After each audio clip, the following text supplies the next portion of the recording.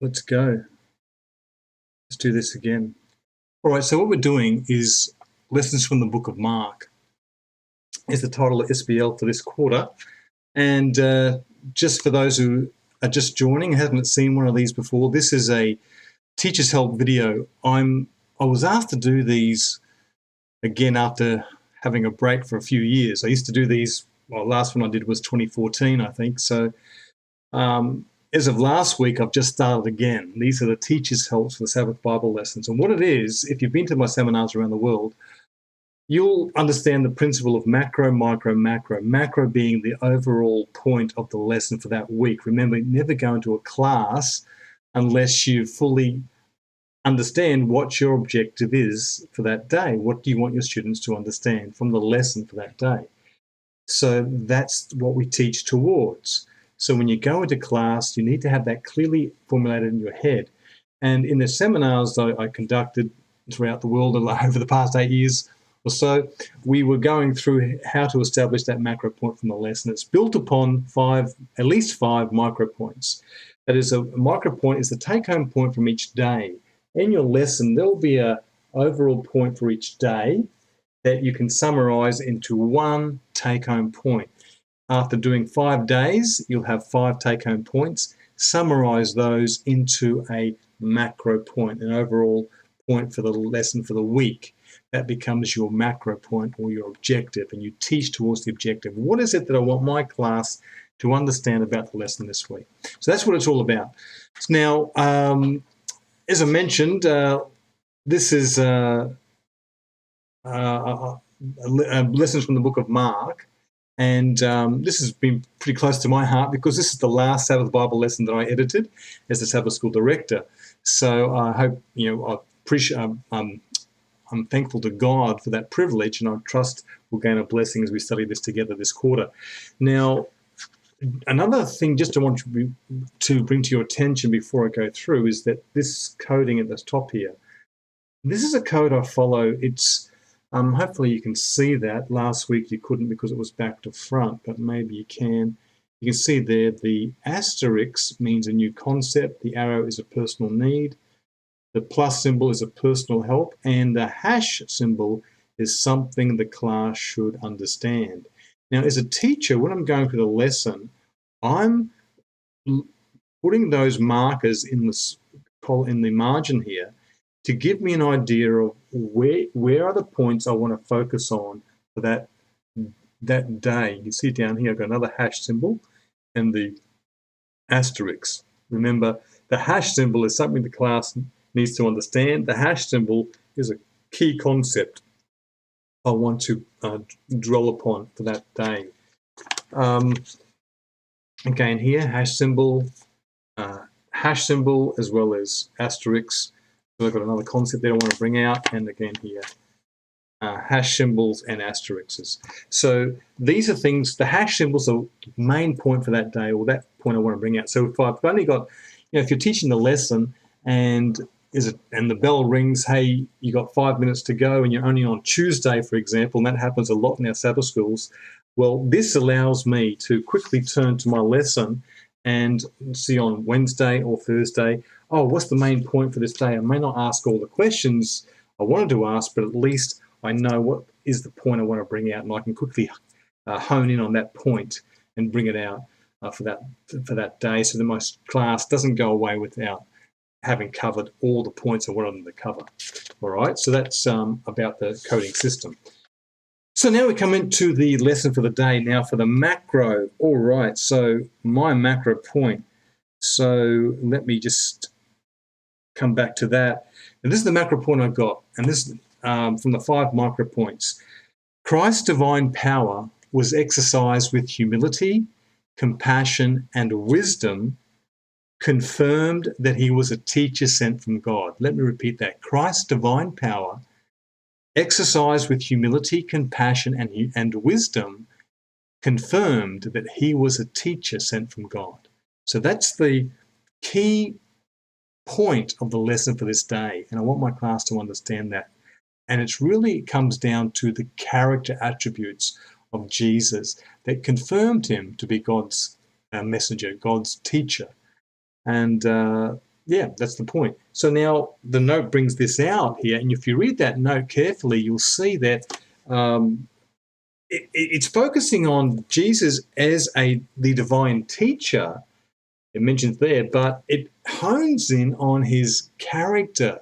He assumed human nature in order to display to men the mercy and the love and goodness of God, and he did that in his own life. And that's a key point, or a key concept, that we have to appreciate for this lesson, that a teacher, to be effective, has to be the embodiment of what he teaches. That's what Jesus was, and that's how you and I are to be as teachers in the Sabbath school. Remember, the overall objective in Sabbath school is to bring a soul to the knowledge of Jesus, so that they come to a saving knowledge of Jesus that results in them being born again. Remember, the most important knowledge to be gained for everyone in the Sabbath school is the experimental knowledge of what it means to be born again. That's from Counsels on Sabbath School work, page 61, I think it is, 62. Check me up on that. All right, but that's the point, that we might have that experimental knowledge of what it means to be born again. So that's what I'm trying to do as a teacher, bring my class to that knowledge. I have to be born again myself. I have to be the embodiment of what I teach, and then I can be an effective teacher, just like Jesus was a divine teacher. Now, the emphasis of this week will be on the fact that Jesus was not just a teacher, but a divine teacher. And this lesson will establish that point. Okay, so that's what it's about. So looking now at the first section, what would I do as a teacher? Hone in on. Now remember, in a class, you're not going to ask a question. Don't just simply ask the question, get someone to read the Bible verse and someone else to read the note. That's not teaching the lesson. Remember, you need to understand the lesson. And our role as teachers is to help the student understand and get them to convey in their own words what the meaning is for that day, the point for that day, whatever it's from the Bible verse or from the notes or whatever the point is for that day and throughout the whole lesson, to have the student convey back to you that they understand what the Bible verse, not only what the Bible verse says, but what it means by what it says, and that they have understood for themselves. So that's what we want to do in our questions. So there's a lot of, so don't just be satisfied with question answer from the lesson here in terms of someone just reads the Bible verse. You want them to bring out what they understand by that. Okay, so the first section here, I won't go through the questions that I would ask, but I just want to hone in on the points. This is about the teacher and his students, showing how Jesus' students addressed him. His students were the 12 disciples, and they called him Master. And that's the first section here, Master, which means teacher. That's the Old English terminology for teacher. It's the same word in the Greek language for teacher, and that's what the disciples referred to Jesus as, Master or teacher. And they did that in Mark 4:38, Mark 9:38, and Mark 13:1. Now, in them referring to Jesus as a teacher, did Jesus discourage that? No. In fact, he said it's well, to call him teacher, and not just teacher, but Lord. For one is your master, even Christ. Now, in this way, this was my main point here for that day, that Jesus emphasized the fact that he was not just a teacher, but he was their Lord as well. He was a divine, and that title, Lord, emphasizes his divinity. So they referred to him as teacher and Lord, and Jesus did not discourage that because that's who he was. So he affirmed as it says here in the note here, he maintained the dignity that belonged to his name and the authority and power he possessed in heaven by acknowledging them when they referred to him as Master and Lord. Okay? So do not discourage his use. That's just one point there. His disciples called him Master and Lord, emphasizing the divine side of him. And now we have in Monday and Tuesday, we're going to lead up to a miracle he performs to confirm his divinity. And it starts with what a man here that had a son who was, rather a daughter who was dying. This is Jairus. His daughter was dying, and I think she was about 12 years old, but she was very sick. He wanted help. He came to Jesus, and he appealed to Jesus, And it says here that he fell at Jesus' feet. He referred to Jesus as Master, and he says here, Master, let me just get it here. My daughter lies at the point of death. I pray thee, come and lay hands on her that she may be healed, that she shall live.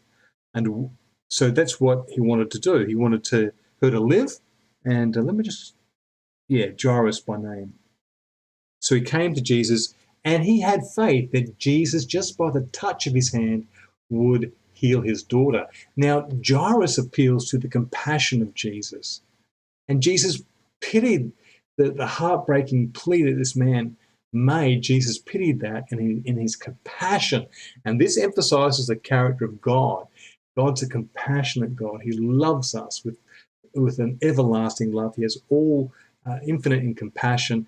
And Jesus manifested that in his response to Jairus. He went to come and to go and heal Jairus' daughter. But that same compassion is also an impedance to him, because as he's going along the pathway, many, many people along the way come to him with their sick who want to be healed.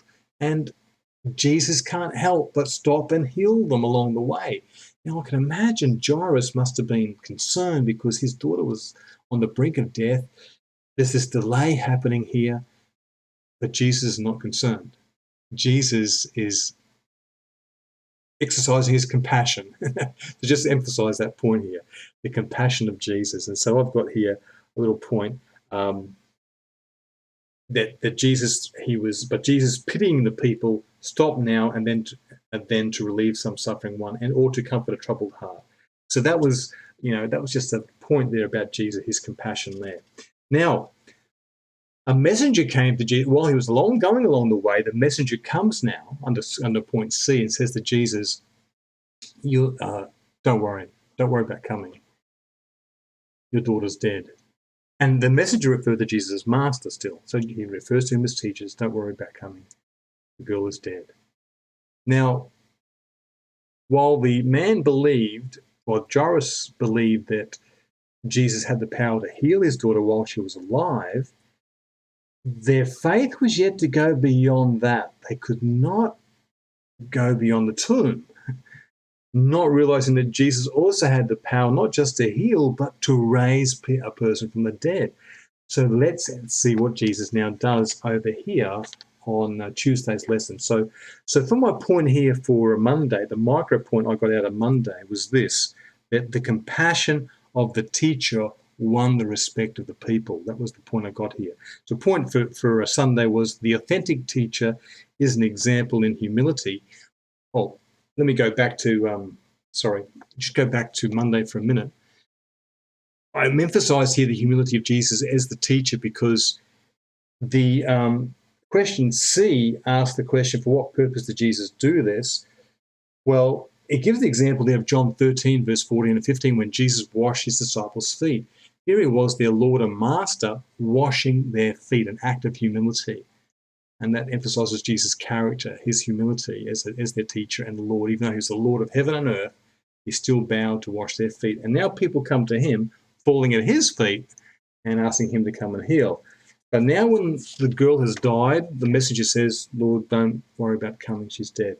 So my take-home point was Jesus' compassion under Monday. The Tuesday now we have revealing his divinity. Jesus actually now performs an act that is beyond question, that would be beyond question, or that would beyond question confirm his deity, his divinity, and that is the raising of Jairus' daughter. Now, Jesus approaches the village in the home of Jairus, and there are people mourning. There's flute players there playing their flutes, and the whole air is filled with their clamour. And the presence of the crowd, it says here, and the tumult jarred upon the spirit of Jesus, and he tried to silence them because they're all mourning and crying and playing the music, for over Jairus' daughter. Why make ye this ado, he says, and weep? They said, what do you mean? Why are we weeping? He tried to silence them. It says, the damsel is not dead, but sleepeth. So Jesus, and this is an important point I would emphasize too, that death for the Christian and for all of us is asleep. They thought death was the end of life. It's not the end. It's the I guess you might say, the waiting place until Jesus comes to resurrect. And Jesus was now coming to resurrect this girl, and they didn't realize that. He just said, "Look, she's not sleeping. She's not dead. She's sleeping." And then all of a sudden, their weeping turns into laughter and scorn as they're mocking him. What do you mean she's sleeping? She's dead. And so he ushers them out of the room. Everything's quiet. He just lets James, Peter, and John remain behind. Now, why James, Peter, and John? I think it would have something to do with Jesus foresaw that James and Peter would be leading disciples. He had to strengthen their faith, and John would write his gospel about the divinity of Jesus all through the Gospel of John, about the deity of Jesus. So he was permitting them to see these acts of his divinity exclusively. Now, from the other disciples. Again, on the Mount of Transfiguration, the same thing happened again. James, Peter, and John saw that. So it's just the fact that I believe Jesus was preparing these men for the leading role that they would play, and they needed to have their faith strengthened in him as the Son of God. So now the key thought, or the key point I focused on here with the hash symbol, is the raising of Jairus' daughter. Jesus says to her quietly, he says quietly, "Damsel, I say unto thee, arise." And she woke up. I can imagine the joy that must have been in that household as they received their daughter back from the dead. And that's a miracle of Jesus, and it confirmed his deity. And again, he does a similar thing in Luke 7:11-17. Question C brings that out at the widow's son at Nain. So twice Jesus performed this miracle. This is way before Lazarus. In John 11 there, he raises Lazarus from the dead. This is way before that. So Jesus, throughout the 3.5 years, he did these two acts of raising children from the dead in compassion and tenderness for the parents, feeling for the mother and fathers, and his heart goes out in compassion. So it just shows me we have a compassionate God who exercises his power in compassion for those he came to save. Isn't that wonderful? So there we have it, and this is the central, the high point of the lesson here, where Jesus reveals his divinity. Now, question 4 deals with the crowd acknowledging him as master. Again, another man comes. This time, this man has a son who's been sick. Well, he hasn't been sick. He's been, well, it says here, possessed of a spirit. It says possessed of a dumb spirit. And the man says here that he said to Jesus, "Master, I have brought unto thee my son, which has a dumb spirit."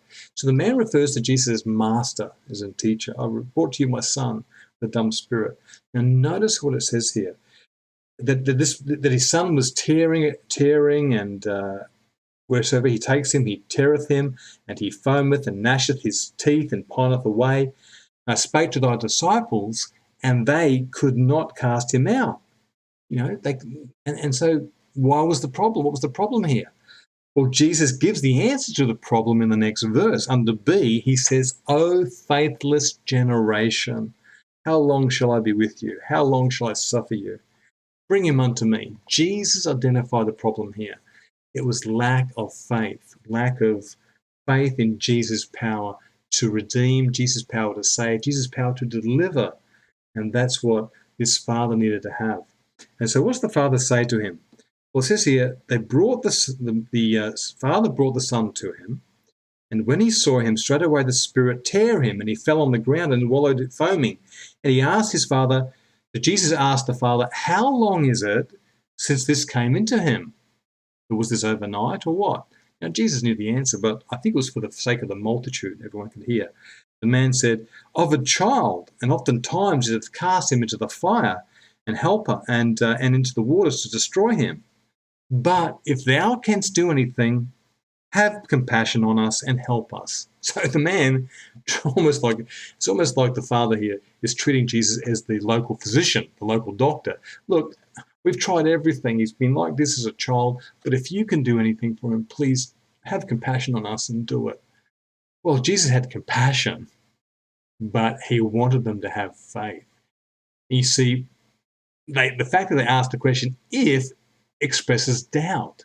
If you can't do anything, have compassion on us. What do you mean, if you can't do anything? Jesus can do anything. He so wills. And so that should not have been a question, if you can do anything. Jesus can heal. And this man needed to have the faith to believe that. And so that's the point that I would be emphasizing here. The faith that this man needed to have, Jesus reminded him of it. When Jesus said the same thing back to him, not about power, but about faith, he says, if you believe, all things are possible to him that believeth.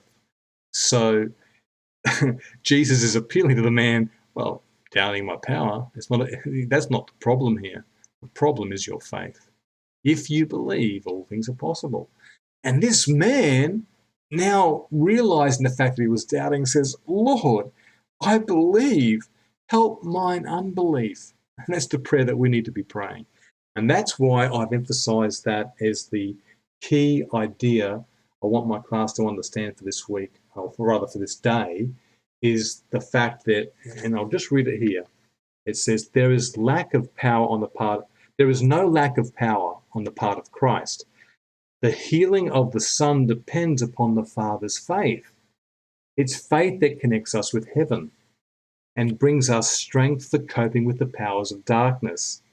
In Christ, God has provided means for subduing every sinful trait and resisting every temptation.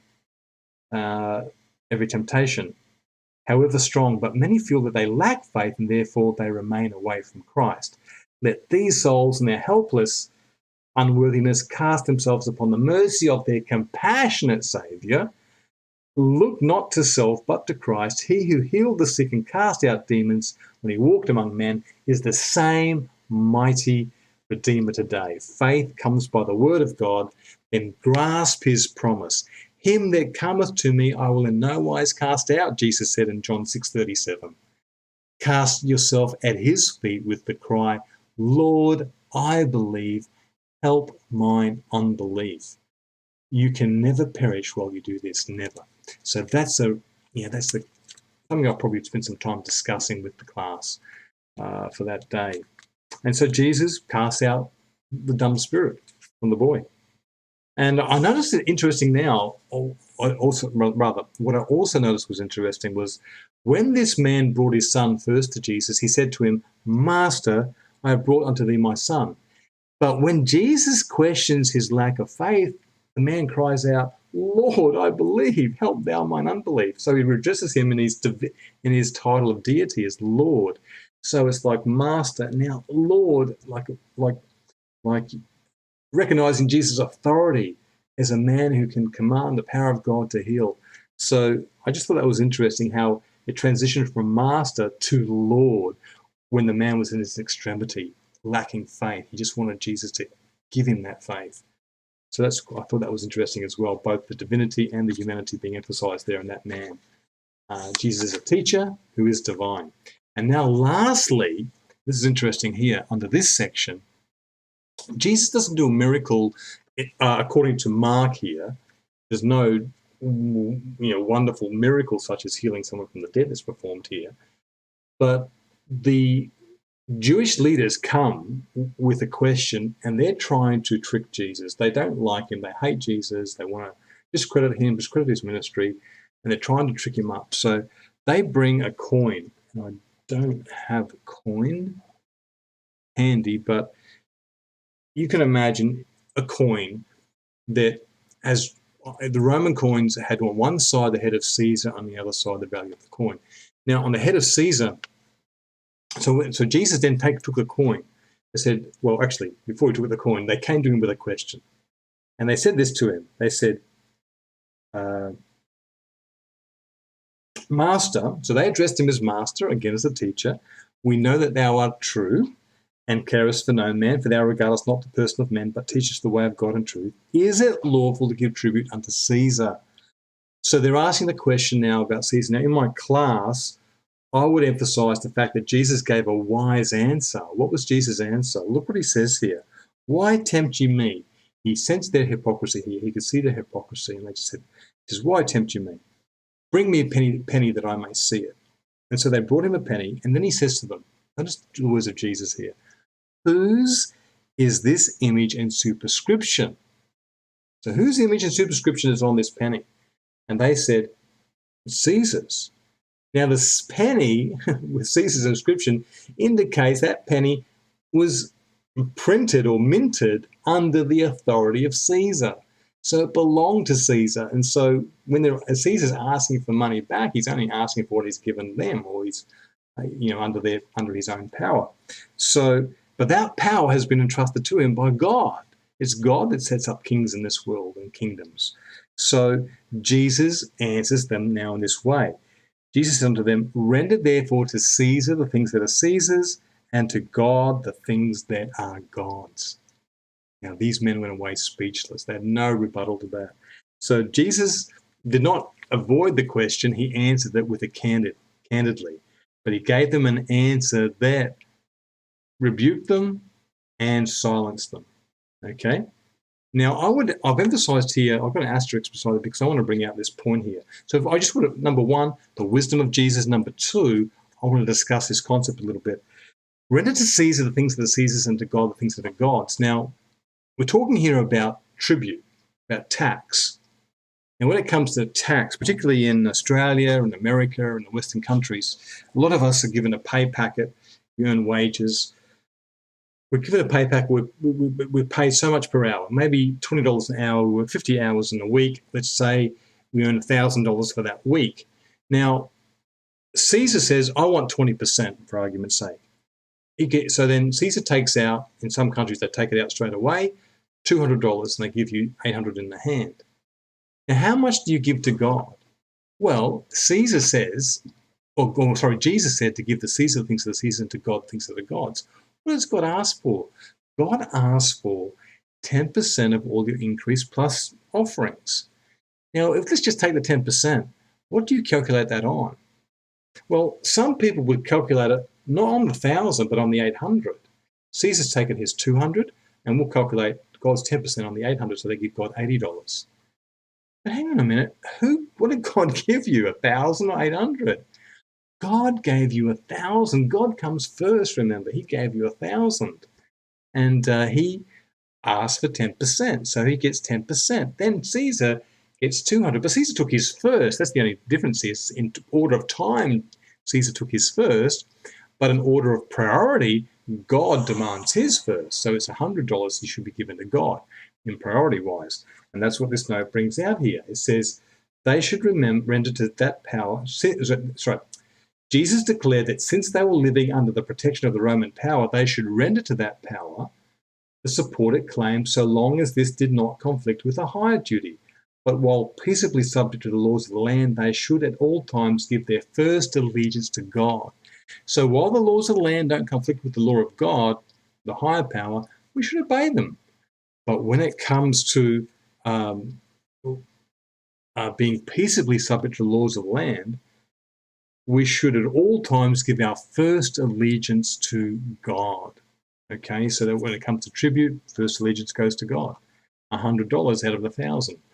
And then $200 goes to Caesar. Okay, so in some countries it might be, some countries take more out. Caesar might demand, $500 in some countries rather than $200, and leaves you with $500 in the hand. Now, what do you do there? Do you pay God $50 or $100? You still pay him $100 because God comes first. That's my appreciation. That's my understanding. So keep that in mind there might be something to discuss in class, but if you have any questions, leave them in the comments below, and hopefully I'll be able to answer them. All right. But anyway, that's just the point that I would bring in. If you have time, you could discuss that in class. But the point here is the wisdom of Jesus in his response. So they addressed him as master, and Jesus demonstrated that he was, in fact, a master teacher when he gave them such a wise answer as he gave them. So that's the wisdom of Jesus. So these are the 5 points for the week I've got here. So number one, I'm just going to run you through the 5 points. Number one, under the Sunday's lesson, I've got here, the authentic teacher is an example in humility. Remember, the teacher washing the disciples' feet, his students' feet. And he said, what I've done to you, you do to each other. So that's the example that Jesus gave us. He led by example. Under Monday's lesson, the compassion of the teacher won the respect of the people. The compassion of Jesus is coming through there. Jairus appealing to his compassion. The people, Jesus exercises his compassion and pity on the people as he's going to Jairus' house to try and heal his daughter. So that's what I emphasize there, and it wins the respect of the people. Then we come to the high point of the lesson where Jesus demonstrates his divinity, and that's in the actual healing of Jairus' daughter and the widow's son of Nain. And so emphasis for me here is the power of God, in his miraculous power of God, that is, confirmed Christ as the teacher sent from God. Okay? But as we're seeing in the rest of the lesson, it's not just the power of God, it's also the character of God. Now, for us to avail ourselves of that power and be blessed by it, we need to have the faith and power. We need to have the faith. Faith and power are directly connected. They're directly related.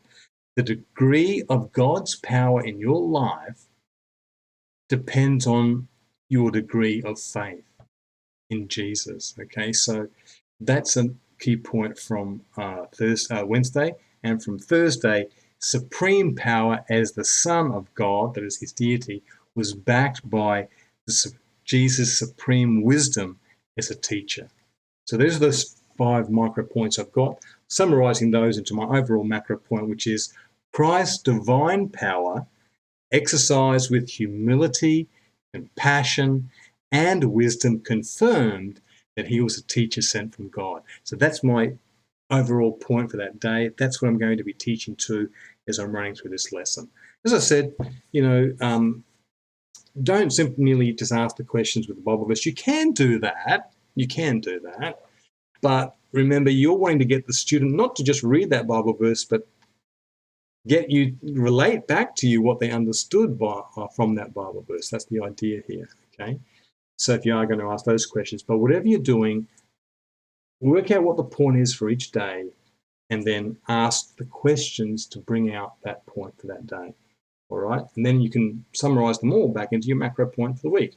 So that's how you do it. Now, for those who've been to the seminars, you know what I'm talking about, or macro, micro, macro. But if you have any questions, leave them in the comments below, and I'll see if I can answer them during the week. So I hope you've enjoyed this brief review of the lesson for this week as a Teacher's Helps. These are some of the points I would be emphasizing, as you can see, through the method I'm using, the hash symbol. That's just going to help me hone in on those points, and the principle of macro, micro, macro. So I hope you enjoy the lessons from the book of Mark, and wherever you are, may God bless you. Take care. Have a happy preparation day if you're preparing for the Sabbath, or if you're already opened the Sabbath. May you have a blessed day, and may God bless you in the Sabbath school this week. So I look forward to you joining me for the next one I do, hopefully next week. Until then, take care and God bless. Bye for now.